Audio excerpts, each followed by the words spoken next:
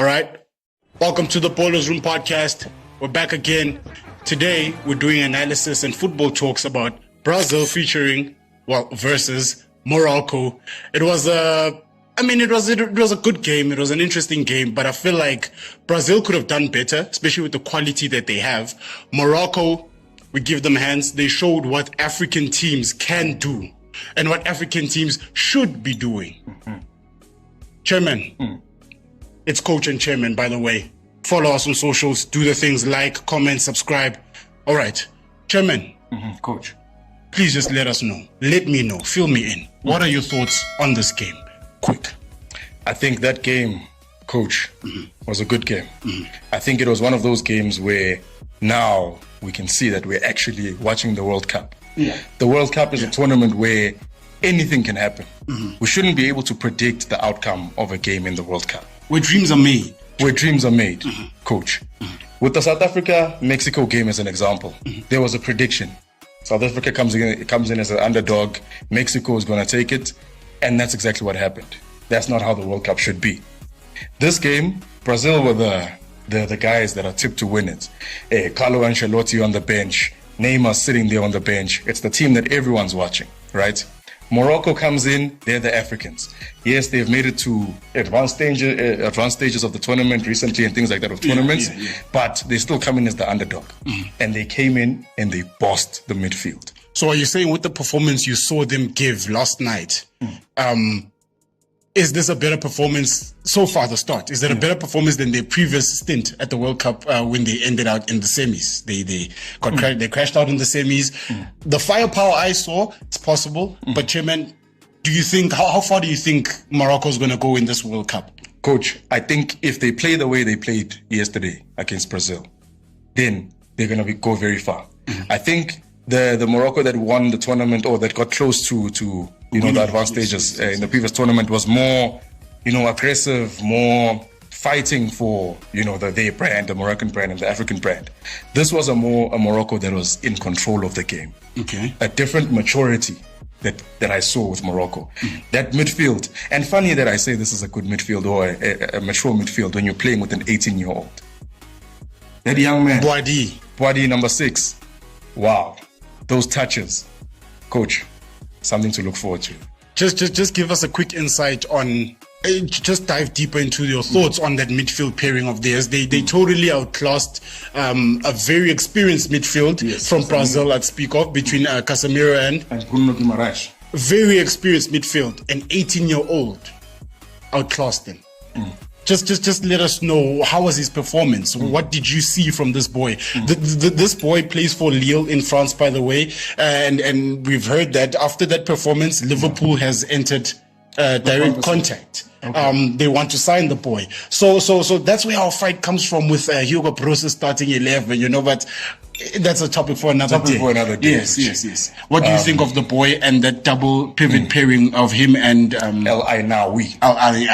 Yes. Number 24. Yes. I think the stability that you saw in that team was anchored by Hakim Ziyech and Mazraoui on the left. I think the maturity and the experience of those allowed El Ainaoui as well as our young man Boadi to actually stand out and shine, because they knew that they had the cover of the more experienced players. I think his touches, the first touch, Coach, the ball control, the composure under pressure. Have a look at some of those highlights and look at that boy specifically. I think that boy is going places, Coach. And I think for the position that he's playing, those are exactly the touches you need. The touches and the traits that you need. You need composure.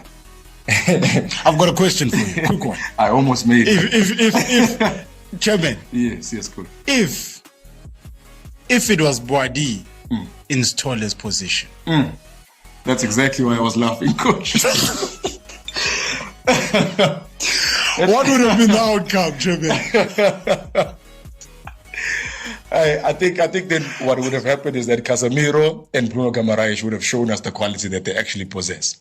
But because you had that young man who doesn't care about 3 Brazilian experienced players running at him, he'll make his touch, he'll make the pass, and he'll get into a space. That's all he needs to do. we struggled with that. But a story for another day, coach. So would you say that the technical difference, the technical ability difference showed? Clear as daylight. I must be honest though, coach. I think tactically though as well, the 4-2-3-1 kind of formation, I think it favors defensive midfielders, because you know it's a double pivot. You know you have someone covering you. You know you have a structure around you. Whereas if you're playing a different kind of structure that maybe has a single pivot or whatnot, the pressure may maybe overwhelm you as a defensive midfielder. True. So that double pivot kind of gives you the comfort to be comfortable and do what you know you can do. Chairman, would you say that this 4-2-3-1 formation we've seen on several occasions with several teams since the World Cup has began, would you say this is the formation of the new age, the modern day formation of the World Cup? Is it the formation of the World Cup? I think the simple answer, coach, is yes. And it makes sense. It makes sense in my head as well. How, Chairman? Yes. In my head, the 4-2-3-1 is the safest, most creative formation that you can play, right? Everything else, you will sacrifice defense, you sacrifice this, you sacrifice that. But with the 4-2-3-1, you can play let's say four at the back. In the midfield, that double pivot doesn't have to be a double CDM pivot. You can have one DM and then one center middle who's playing with you. So then someone who's going to link up the play between the 10 as well as the 6. And you have your attacking players as the wings, and you can play them as wide as you want or as narrow as you want in that 4-2-3-1 position. And you still have someone who's going to poach those goals. So it makes sense, especially in a tournament of this high stakes tournament. You know you are looking to not concede, but you are looking to also score goals, because goals win tournaments. Definitely, especially this tournament. This tournament is based on goals. That's all you need from this tournament. So and we speak of that. Let's dive into the first goal. Was scored by Morocco. Came through a beautiful pass down the spine of Brazil. They were literally split apart by one pass. Actually, it was two passes, and I think Brazil was caught. They expected a couple of more passes, but Brahim Diaz was just too clinical. Put the pass directly in the middle. Saibari went through. He went through Gabriel and Marquinhos. I think it's Marquinhos. Marquinhos and Gabriel was split up in the middle. He went right through them. Beautiful dink over the keeper. Class. I don't know the guy.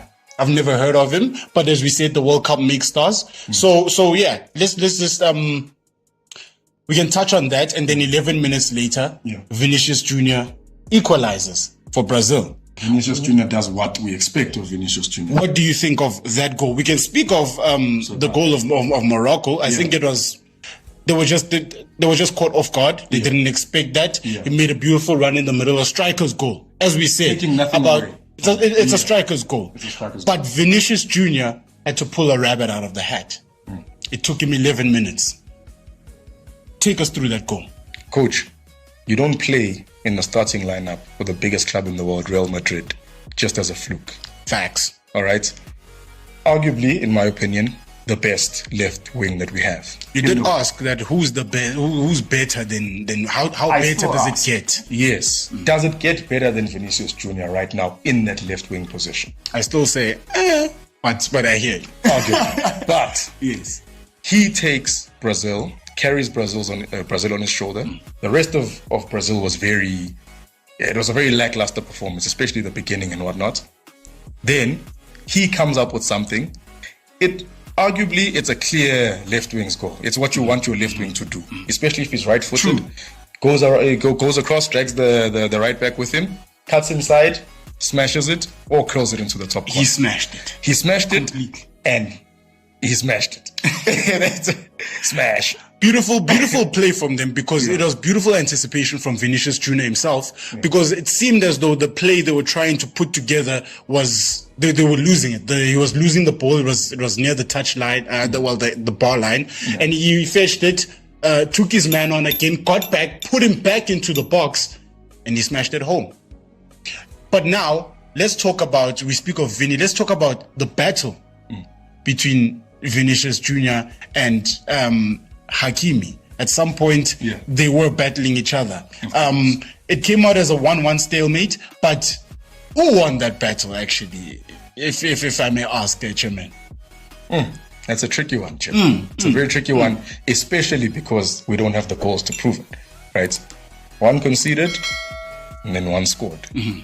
So I think if you're looking at it from that point of view, I'd say then Vinny won the battle, right? The country, Morocco, won that fight, or that war between the two countries. But that one-on-one battle, I mean, he scored from his side, and it's Vinny who smashed it home. So I'd give it to Vinny on this one. And then there was a very nasty foul by Ashraf Hakimi on Vinicius Jr. Hit him on the ankle. Analysts all over the world were squealing, crying, that if that had been South Africa, that was a red card, maybe two. Ashraf Hakimi got off with a yellow card for a dangerous foul. Starts into the ankle of Vinicius Jr. Only a yellow card. What do you have to say about that, Chairman? Tricky one.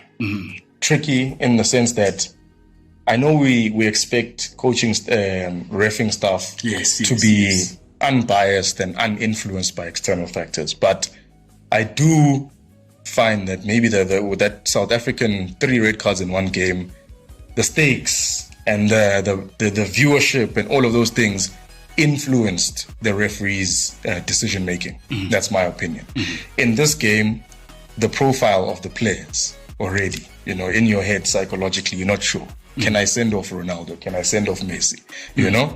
But if you're just a coach. If you're just a coach. Yes. Yeah, you're getting sent off, buddy. So, I think my personal opinion is let's not just brandish red cards willy-nilly, right? You have a dangerous tackle, okay, let's brandish the red card based on the rules. But to keep the fairness and the competitive element of the tournament, let's try and stay away from sending people off, because it creates a complete imbalance in the rest of the team and the structure and the actual enjoyment when you're watching the game, coach. Okay. And then just to wrap it up and close it all off, who was the standout player for you in this game? And comparing it to, maybe you can mention who you thought would have been the standout and who actually surprised you and became the standout. Yeah. In this game, from both teams, by the way, like you don't have to do one for one, just name the best player on the field and who you expected to be the best player on the field on the day. All right. Who I expected to be the best player on the field, I'd say was Vinny Jr. I know that he is a big game player, right? And you can see how he carries the team on his shoulders whenever something's happening. He lived up to that. Maybe not the best player on the field, but he was the standout player for Brazil specifically. I'll keep it at that. Then from a Moroccan point of view, I'll say it was Hakimi who I thought would be the standout player. Personally, it was the young man, Boadi, number 6. I think he was a standout player. But another player to note that I really enjoyed watching was Mazraoui. From that left back position and the new haircut. He looks a lot like Sofiane Amrabat now. Yes. But classic performance. All right. I think from my side, I expected a better performance from Rafinha. Personally, I expected a better performance from Mateus Cunha. He's a Red Devil, so I had those emotional expectations. He didn't have a bad game when he came on in the second half. They took out Luis Paqueta, and I forgot who else. I think Vinny Jr. No, he finished the game, right? I think Luis Paqueta, and I forgot who they put in. Mateus Cunha Igor Thiago. Yes, he didn't do so bad, but he only had limited amount of time, and the game was a pretty tough game, right? So. Okay, just to close it all off, Group C standings, as it stands, Scotland leads with 3 points. Scotland and Haiti had a game of their own. One hell of a game. Scotland was not expected. Haiti themselves were not expected. I think they've got a good team. They play with wingers. They play the way that Bafana should be playing, and they take on. Scotland struggled. They were playing a low block almost the entire game. So Scotland leads with 3 points, and then Morocco comes second with 1 point, sharing the spoils with Brazil. Goal difference is 0-0. They cancelled each other out. So Scotland leads Group C. Who do you think is going to finish top of Group C? I still think Brazil. I think Brazil has the right quality. I think they just need someone to say something to them for them to become Brazil. Neymar, perhaps. Perhaps. Do you think having a Neymar in yesterday's game would have made a difference? I don't. I don't. I think Neymar is a big personality. I personally haven't seen him play for a while. He's one of those players where it's a 50-50 in my opinion, whether he influences the team positively or negatively, right? So not too sure. Who I think needs to step up if Brazil are going to actually step up is Casemiro. Okay. That engine room needs some work. That gasket needs to stay on that engine top, or else we're going to have problems. Okay. All right. I think that's a good close-up. That's a good wrap-up of the game between Brazil and Morocco at the FIFA World Cup 2026 edition, USA, Mexico, Canada. I think, yeah, from us as the ballers, coach, chairman, that's what we have for you guys for today. Stay tuned. More videos coming soon. Germany versus Curaçao is currently underway. So we're going to go and see it. And then we'll do an analysis of that as well. Stay tuned. Ballers out.